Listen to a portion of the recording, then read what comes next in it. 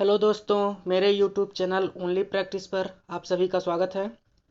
दोस्तों, आज के वीडियो में हम लोग केंद्र सरकार की योजनाएं चैप्टर के शेष बचे सभी प्रश्नों को कवर करेंगे। तो चलिए दोस्तों, वीडियो शुरू करते हैं। और दोस्तों, यदि वीडियो पसंद आए तो वीडियो को लाइक और चैनल को सब्सक्राइब जरूर करिएगा। आज का हमारा पहला प्रश्न है, स्वच्छ भारत मिशन ग्रामीण के अंतर्गत ग्रामीण क्षेत्रों में शौचालयों के निर्माण के लिए नवंबर 2014 में उत्तर प्रदेश सरकार ने करोड़ का प्रावधान किया। तो हमारे इस प्रश्न का सही उत्तर दोस्तों ऑप्शन बी होगा। 685 करोड़ रुपए का प्रावधान उत्तर प्रदेश सरकार ने किया था। फिर अगला प्रश्न देख लेते हैं दोस्तों, स्वच्छ भारत मिशन ग्रामीण चरण 2 के क्रियान्वयन की अवधि कब तक की है।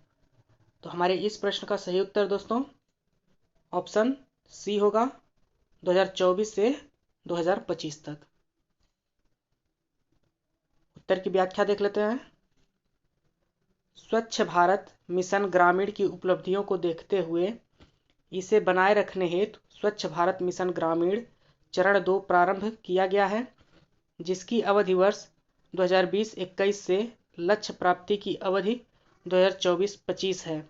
अर्थात इसकी क्रियान्वयन की अवधि वर्ष 2024-25 निर्धारित है। इसके तहत खुले में शौच मुक्त अभियान जारी रहेगा। वहीं ODF प्लस पर ध्यान दिया जाएगा, जिससे स्वच्छता की निरंतरता बनी रहे। अगला प्रश्न देखते हैं दोस्तों,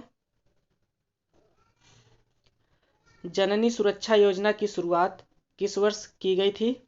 तो हमारे इस प्रश्न का सही उत्तर ऑप्शन ए होगा दोस्तों, वर्ष 2005 में। उत्तर की व्याख्या देख लेते हैं। जननी सुरक्षा योजना एक केंद्र प्रायोजित योजना है, जिसकी शुरुआत 12 अप्रैल 2005 को की गई थी। यह माताओं तथा शिशुओं की मृत्यु दर में कमी लाने के लिए राष्ट्रीय ग्रामीण स्वास्थ्य मिशन द्वारा चलाया जा रहा एक सुरक्षित मातृत्व हस्तक्षेप है। इसका प्रमुख उद्देश्य संस्थागत प्रसव को बढ़ावा देना तथा वित्तीय सहायता देना है। अगले प्रश्न को देखते हैं। जननी सुरक्षा योजना के तहत संस्थागत प्रसव कराने पर कितनी राशि की नगद सहायता प्रदान की जाती है। तो हमारे इस प्रश्न का सही उत्तर दोस्तों ऑप्शन बी होगा, 1400 रुपये। चलिए उत्तर की व्याख्या देख लेते हैं। जननी सुरक्षा योजना के तहत जन स्वास्थ्य केंद्र पर प्रसव कराने पर 1400 रुपये की नकद सहायता प्रदान की जाती है। इसमें आशा की भूमिका महत्वपूर्ण होती है। योजना के तहत घर पर ही प्रसव को प्राथमिकता देने वाली गर्भवती महिला को प्रति प्रसव 500 रुपये नगद सहायता प्रदान की जाती है। अगला प्रश्न देखते हैं। राष्ट्रीय बाल स्वास्थ्य कार्यक्रम के तहत किस आयु के बच्चे लाभार्थी के रूप में शामिल होते हैं। तो हमारे इस प्रश्न का सही उत्तर ऑप्शन डी होगा दोस्तों, 0 से 18 वर्ष तक के बच्चे लाभार्थी के रूप में शामिल होते हैं। उत्तर की व्याख्या देख लेते हैं। राष्ट्रीय बाल स्वास्थ्य कार्यक्रम के तहत 0 से 18 वर्ष आयु के बच्चे लाभार्थी होते हैं। यह कार्यक्रम एक केंद्र प्रायोजित कार्यक्रम है। इसके तहत 0 से 6 वर्ष के बच्चे और सरकारी सहायता प्राप्त स्कूलों में नामांकित 6 से 18 वर्ष के बच्चों में टीबी और कुष्ठ रोग का जल्द पता लगाने के लिए जांच का प्रावधान है। इसके अंतर्गत विकार, बीमारी, न्यूनता तथा विकलांगता सहित बच्चों के विकास में आने वाली रुकावट को शामिल किया जाता है। अगला प्रश्न देखते हैं। राष्ट्रीय किशोर स्वास्थ्य कार्यक्रम के तहत किस पर ध्यान दिया जाता है। दोस्तों ऑप्शन देखते हैं। ऑप्शन ए है पोषण, ऑप्शन बी यौन, ऑप्शन सी प्रजनन और ऑप्शन डी ये सभी। तो दोस्तों हमारे इस प्रश्न का सही उत्तर ऑप्शन डी होगा, ये सभी। उत्तर की व्याख्या देख लेते हैं। राष्ट्रीय किशोर स्वास्थ्य कार्यक्रम की शुरुआत 7 जनवरी 2014 में हुई थी। इसमें 10 से 19 वर्ष के वयस्कों को लक्षित किया जाता है। इसके अंतर्गत पोषण, यौन प्रजनन, स्वास्थ्य, नशाखोरी, गैर संक्रामक रोगों, मानसिक स्वास्थ्य, चोर और हिंसा जैसे क्षेत्रों पर ध्यान दिया जाता है। अगला प्रश्न देखते हैं। परिवार कल्याण एवं स्वास्थ्य संबंधी अन्य उपायों के लिए संचालित समग्र योजना के तहत कौन सी उप योजना का संचालन नहीं किया जाता है? तो हमारे इस प्रश्न का सही उत्तर ऑप्शन सी होगा दोस्तों, मासिक धर्म स्वच्छता योजना। यह योजना संचालित नहीं की जाती है। चलिए उत्तर की व्याख्या देख लेते हैं। परिवार कल्याण एवं स्वास्थ्य संबंधी अन्य उपायों के लिए संचालित समग्र योजना के तहत 5 उप योजनाएं संचालित की गई। स्वस्थ नागरिक अभियान, जनसंख्या अनुसंधान केंद्र, स्वास्थ्य सर्वेक्षण एवं स्वास्थ्य अनुसंधान, गर्भ निरोधकों का सामाजिक प्रसार तथा गर्भ निरोधकों की निःशुल्क आपूर्ति। यह केंद्रीय योजना है जिसका वित्त पोषण पूरी तरह केंद्र सरकार द्वारा किया जाता है। यह एक अम्ब्रेला योजना है। अगला प्रश्न देखते हैं दोस्तों। निम्न में से कौन परिवार कल्याण एवं स्वास्थ्य संबंधी अन्य उपायों के लिए समग्र योजना के उद्देश्य हैं? तो हमारे इस प्रश्न का सही उत्तर ऑप्शन डी होगा दोस्तों, उपरोक्त सभी, जिसमें ऑप्शन ए है परिवार नियोजन में सहायता करना, जनसंख्या स्थिरता को प्राप्त करना, माता के लिए बेहतर स्वास्थ्य सेवा सुनिश्चित करना। उत्तर की व्याख्या देख लेते हैं। परिवार कल्याण एवं स्वास्थ्य संबंधी अन्य उपायों के लिए समग्र योजना का उद्देश्य है परिवार नियोजन में सहायता करना, जनसंख्या स्थिरता को प्राप्त करना तथा शिशु एवं माता के लिए बेहतर स्वास्थ्य सेवा सुनिश्चित करना, आधुनिक गर्भ निरोधक प्रसार दर को बेहतर करना आदि। अगला प्रश्न है, मिशन इंद्रधनुष टीकाकरण कार्यक्रम योजना की शुरुआत किस वर्ष की गई थी? तो हमारे इस प्रश्न का सही उत्तर ऑप्शन सी होगा दोस्तों, वर्ष 2014 में। चलिए उत्तर की व्याख्या देख लेते हैं। भारत सरकार के स्वास्थ्य एवं परिवार कल्याण मंत्रालय ने 25 दिसंबर 2014 को मिशन इंद्रधनुष की शुरुआत की थी। यह एक बूस्टर टीकाकरण कार्यक्रम है जो कम टीकाकरण कवरेज वाले 201 जिलों में शुरू किया गया था। इसका उद्देश्य 2020 तक ऐसे बच्चों का टीकाकरण करना जिन्हें 7 बीमारियों से लड़ने के लिए टीका नहीं लगाया है या आंशिक लगाया गया है। अगला प्रश्न देखते हैं। प्रधानमंत्री सुरक्षित मातृत्व अभियान के तहत महीने की किस तारीख को सभी गर्भवती महिलाओं की सार्वभौमिक तौर पर गुणवत्ता युक्त जांच कराई जाती है? तो हमारे इस प्रश्न का सही उत्तर ऑप्शन बी होगा दोस्तों, 9 तारीख को। उत्तर की व्याख्या देख लेते हैं। प्रधानमंत्री सुरक्षित मातृत्व अभियान की शुरुआत वर्ष 2016 में की गई। देश की गर्भवती महिलाओं को व्यापक एवं गुणवत्तापूर्ण प्रसव पूर्व जांच हेतु की गई। इसका प्रमुख उद्देश्य है गर्भवती महिलाओं को गुणवत्तापूर्ण प्रसव पूर्व जांच कराना। इसके तहत महीने की 9 तारीख को सभी गर्भवती महिलाओं की सार्वभौमिक तौर पर सुनिश्चित एवं गुणवत्ता युक्त जांच कराई जाती है। अगला प्रश्न है, राष्ट्रीय पोषण अभियान के तहत किस वर्ष तक भारत को कुपोषण मुक्त भारत का निर्माण करना है? तो हमारे इस प्रश्न का सही उत्तर ऑप्शन ए होगा, वर्ष 2022 तक। उत्तर की व्याख्या देख लेते हैं। राष्ट्रीय योजना मिशन अभियान के तहत वर्ष 2022 तक भारत को कुपोषण मुक्त भारत का निर्माण करना है। यह नीति आयोग की संकल्पना है। इसकी शुरुआत वर्ष 2017 में की गई। इसका प्रमुख उद्देश्य है भारत में कुपोषण की समस्या को समाप्त करना। इसकी शुरुआत महिला एवं बाल विकास मंत्रालय द्वारा की गई। अगला प्रश्न है, राष्ट्रीय पोषण अभियान किसकी संयुक्त पहल के अनुरूप है? तो दोस्तों हमारे इस प्रश्न का सही उत्तर ऑप्शन डी होगा, ये सभी जिसमें विश्व स्वास्थ्य संगठन, यूनिसेफ और सतत विकास लक्ष्य शामिल हैं। उत्तर की व्याख्या देख लेते हैं। राष्ट्रीय पोषण मिशन अभियान विश्व स्वास्थ्य संगठन, यूनिसेफ तथा सतत विकास लक्ष्य के संयुक्त पहल के अनुरूप है। इसके तहत जन्म के समय कम वजन वाले बच्चों की संख्या में वर्ष 2017 से 2022 तक में 2% की कमी लाना है। वहीं स्टैटिंग को 2022 तक कम करके 25% के स्तर तक लाना है। अगला प्रश्न है, प्रधानमंत्री मातृ वंदना योजना के तहत गर्भवती या स्तनपान कराने वाली महिला को कितने रुपए की वित्तीय सहायता प्रदान की जाती है? तो हमारे इस प्रश्न का सही उत्तर ऑप्शन बी होगा दोस्तों, 6,000 रुपये। उत्तर की व्याख्या देख लेते हैं। प्रधानमंत्री मातृ वंदना योजना की शुरुआत वर्ष 2017 में की गई। इसके तहत सभी पात्र गर्भवती महिला या स्तनपान कराने वाली महिला को कुल 6,000 की वित्तीय सहायता प्रदान की जाती है। इसमें 5,000 रुपये 3 किस्तों में दिए जाते हैं तथा शेष 1,000 रुपये जननी सुरक्षा योजना के अनुरूप संस्थागत प्रसव के पश्चात दिए जाते हैं।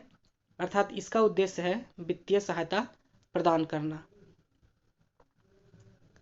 अगला प्रश्न है दोस्तों, निम्न में से प्रधानमंत्री मातृ वंदना योजना का उद्देश्य कौन सा है? तो हमारे इस प्रश्न का सही उत्तर ऑप्शन बी होगा दोस्तों, वित्तीय सहायता देना। अगला प्रश्न है दोस्तों, सुरक्षित मातृत्व आश्वासन यानी जिसे सुमन कहते हैं, योजना को किस वर्ष प्रारंभ किया गया?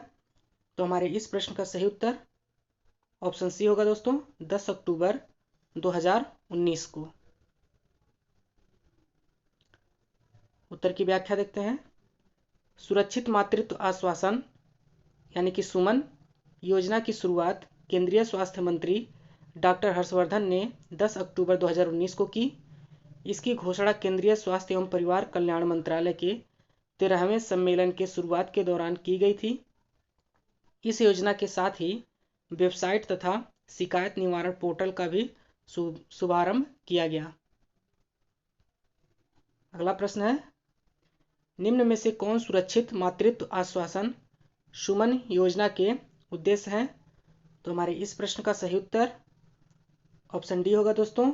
इसमें शिशु मृत्यु दर में कमी लाना, भुगतान रहित चिकित्सीय सुविधा उपलब्ध कराना, माता एवं शिशु को प्रसव हेतु चिकित्सा सुविधा प्रदान कराना, ये सभी शामिल हैं। उत्तर की व्याख्या देख लेते हैं। सुरक्षित मातृत्व आश्वासन सुमन योजना के प्रमुख उद्देश्य हैं देश में मातृत्व मृत्यु दर तथा शिशु मृत्यु दर में कमी लाना, अस्पताल में मातृ तथा शिशु मृत्यु दर की रोकथाम करना, भुगतान रहित सम्मानजनक तथा गुणवत्तापूर्ण चिकित्सकीय सुविधा उपलब्ध कराना तथा माता एवं शिशु दोनों को प्रसव हेतु बेहतर चिकित्सा सुविधा प्रदान करना आदि। अगला प्रश्न देखते हैं दोस्तों, विश्व की सबसे बड़ी हेल्थ केयर योजना आयुष्मान भारत योजना की शुरुआत प्रधानमंत्री नरेंद्र मोदी ने कहाँ की थी? तो हमारे इस प्रश्न का सही उत्तर ऑप्शन ए होगा दोस्तों, झारखंड राज्य में। चलिए उत्तर की व्याख्या देख लेते हैं। विश्व की सबसे बड़ी हेल्थ केयर योजना आयुष्मान भारत प्रधानमंत्री जन आरोग्य योजना की शुरुआत प्रधानमंत्री नरेंद्र मोदी ने 23 सितंबर 2018 को झारखंड के रांची से की थी। इसके तहत देश के करीब 50 करोड़ लोगों को सरकारी तथा प्राइवेट अस्पतालों में इलाज की सुविधा प्रदान करने का प्रावधान है। यह बीमा योजना बीपीएल परिवारों, असंगठित क्षेत्र के श्रमिकों आदि के लिए लाभप्रद है। अगला प्रश्न है,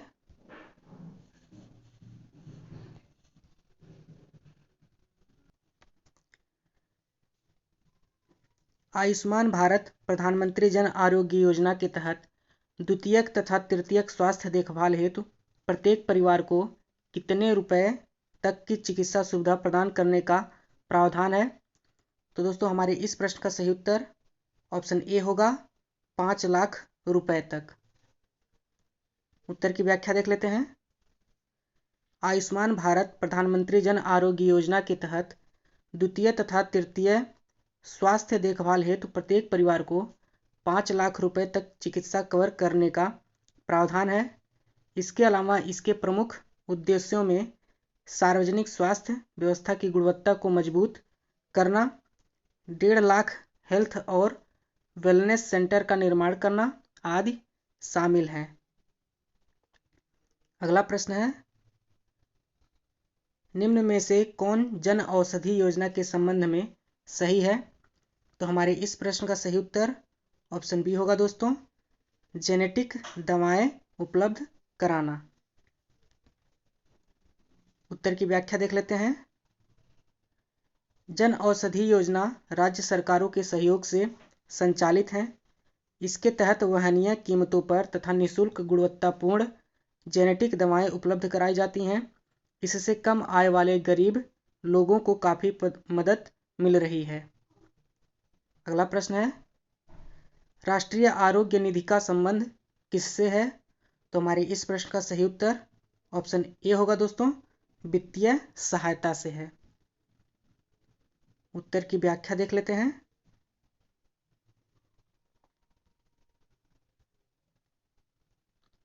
राष्ट्रीय आरोग्य निधि का संबंध वित्तीय सहायता से है। इसके तहत प्राणघातक बीमारियों से पीड़ित गरीब परिवार के रोगियों को सुपर स्पेशियलिटी सरकारी अस्पताल या संस्थान में उपचार कराने हेतु वित्तीय सहायता प्रदान की जाती है। अगला प्रश्न है दोस्तों, सुपोषित माँ अभियान योजना के तहत किसे पर्याप्त पोषण उपलब्ध कराना है? तो हमारे इस प्रश्न का सही उत्तर ऑप्शन डी होगा दोस्तों, उपरोक्त सभी, जिसमें बच्चे को, महिलाओं को, माताओं या स्तनपान कराने वाली जो माता होती है उनको, इन सभी को पर्याप्त पोषण उपलब्ध कराना है। उत्तर की व्याख्या देख लेते हैं। सुपोषित माँ अभियान के तहत गर्भवती महिलाओं, बच्चों तथा स्तनपान कराने वाली माताओं को पर्याप्त पोषण की उपलब्धता कराई जाती है। यह भावी पीढ़ियों को स्वस्थ रखने का एक अभियान है, जिसकी शुरुआत मार्च 2020 में राजस्थान के कोटा से की गई है। अगला प्रश्न है, निम्न में से कौन सामुदायिक विकास योजना के प्रमुख उद्देश्यों में शामिल था? तो हमारे इस प्रश्न का सही उत्तर ऑप्शन डी होगा दोस्तों, उपरोक्त सभी, जिसमें ग्रामीणों का सर्वांगीण विकास, ग्रामीणों के मानसिक दृष्टिकोण में बदलाव लाना, व्यक्तित्व विकास करना, ये सभी शामिल था। उत्तर की व्याख्या देख लेते हैं। सामुदायिक विकास योजना 2 अक्टूबर 1952 को शुरू की गई थी। यह ग्रामीण विकास केंद्रित योजना थी। यह इटावा के अग्रगामी योजना से प्रेरित थी। इसके प्रमुख उद्देश्यों में ग्रामीणों का सर्वांगीण विकास, ग्रामीणों का व्यक्तित्व विकास, ग्रामीणों के मानसिक दृष्टिकोण में बदलाव लाना, ग्रामीण समुदाय के स्वास्थ्य की उचित व्यवस्था करना, रोजगार सृजन करना आदि प्रमुख थे। अगला प्रश्न है, राष्ट्रीय स्वास्थ्य सुरक्षा बीमा योजना की शुरुआत वर्ष 2008 में किस मंत्रालय द्वारा की गई थी? तो हमारे इस प्रश्न का सही उत्तर ऑप्शन बी होगा दोस्तों, श्रम एवं रोजगार मंत्रालय द्वारा। उत्तर की व्याख्या देख लेते हैं। राष्ट्रीय स्वास्थ्य सुरक्षा बीमा योजना की शुरुआत वर्ष 2008 में श्रम एवं रोजगार मंत्रालय द्वारा प्रारंभ की गई थी। इसका उद्देश्य स्वास्थ्य आघात से उत्पन्न वित्तीय देयताओं से गरीबी रेखा से नीचे जीवन यापन करने वाले परिवारों को सुरक्षा प्रदान करना था, जिसमें अस्पताल में भर्ती कराना भी शामिल किया गया था। वर्तमान में इस योजना का विलय आयुष्मान भारत अभियान या योजना में कर दिया गया है। अगला प्रश्न है, वर्तमान में राष्ट्रीय स्वास्थ्य बीमा योजना का विलय किस योजना में कर दिया गया है? तो हमारे इस प्रश्न का सही उत्तर ऑप्शन सी होगा दोस्तों, आयुष्मान भारत योजना में। अगला प्रश्न है, मध्याह्न भोजन कार्यक्रम के अंतर्गत मध्याह्न भोजन के पकाने परोसने व उपभोग करने में स्वच्छता का ध्यान रखने के लिए जांच पड़ताल कितनी आवृत्ति पर करनी चाहिए? तो हमारे इस प्रश्न का सही उत्तर ऑप्शन ए होगा दोस्तों, दैनिक, यानी रोजाना इसकी जांच पड़ताल करनी चाहिए। उत्तर की व्याख्या देख लेते हैं। मध्याह्न भोजन योजना कार्यक्रम केंद्र सरकार द्वारा 15 अगस्त 1995 को शुरू किया गया था। इसके अंतर्गत कक्षा 1 से 8 तक के छात्रों को दोपहर का पका हुआ भोजन प्रदान किया जाता है। इसके तहत भोजन पकाने, परोसने एवं उपभोग में स्वच्छता का ध्यान रखने हेतु दैनिक आवृत्ति पर जांच पड़ताल की जाती है। शुरू में दोस्तों कक्षा 1 से 5 तक यह योजना थी, तत्पश्चात इसे 1 से 8 तक बढ़ाया गया था। अगला प्रश्न है, मध्याह्न भोजन कार्यक्रम के अंतर्गत विद्यालय स्तर पर बच्चों के न्यून भार की प्रतिशतता का आकलन किस आवृत्ति पर किया जाना चाहिए? तो हमारे इस प्रश्न का सही उत्तर ऑप्शन ए होगा दोस्तों, अर्धवार्षिक स्तर पर, अर्धवार्षिक आवृत्ति पर करना चाहिए। उत्तर की व्याख्या देख लेते हैं। मध्याह्न भोजन कार्यक्रम के अंतर्गत विद्यालय स्तर पर बच्चों के न्यून भार की प्रतिशतता का आकलन अर्धवार्षिक यानी कि 6 माह पर आवृत्ति पर होता है। इस भोजन में केंद्र व राज्य के अनुदान में हिस्सेदारी में क्रमशः 75:25 के अनुपात में पाई जाती है। और दोस्तों हमारे वीडियो का यह आखिरी क्वेश्चन था। यदि वीडियो आप लोगों को पसंद आया हो तो वीडियो को लाइक और चैनल को सब्सक्राइब जरूर करिएगा। वीडियो पूरा देखने के लिए दोस्तों धन्यवाद।